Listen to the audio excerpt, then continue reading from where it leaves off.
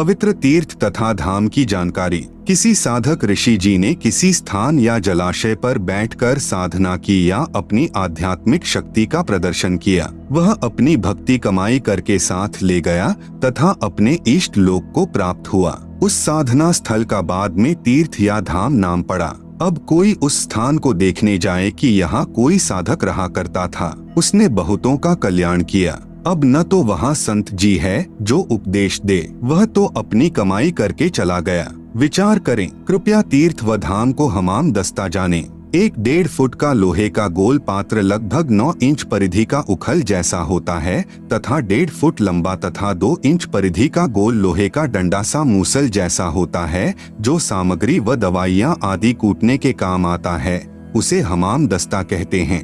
एक व्यक्ति अपने पड़ोसी का हमाम दस्ता मांग कर लाया। उसने हवन की सामग्री कूटी तथा मांज धोकर लौटा दिया। जिस कमरे में हमाम दस्ता रखा था, उस कमरे में सुगंध आने लगी। घर के सदस्यों ने देखा कि यह सुगंध कहाँ से आ रही है, तो पता चला कि हमाम दस्ते से आ रही है। वे समझ गए कि पड़ोसी ले गया था, उसने कोई सुगंध युक्त वस्तु कूटी होगी। कुछ दिन बाद वह सुगंध भी आनी बंद हो गई। इसी प्रकार तीर्थ व धाम को एक हमाम दस्ता जानो। जैसे सामग्री कूटने वाले ने अपनी सर्व वस्तु पोंछकर रख ली, खाली हमाम दस्ता लौटा दिया।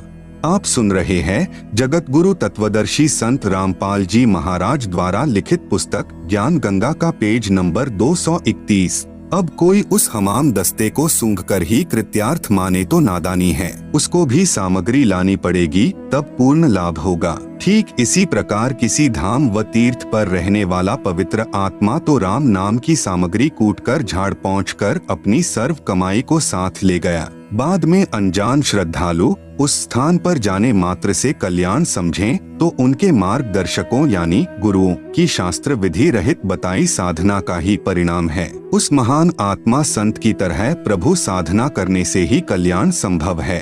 उसके लिए तत्वदर्शी संत की खोज करके उससे उपदेश लेकर आजीवन भक्ति करके मोक्ष प्राप्त करना चाहिए। शास्त्र विधि अनुकूल सत साधना मुझ दास के पास उपलब्ध है, कृपया निशुल्क प्राप्त करें।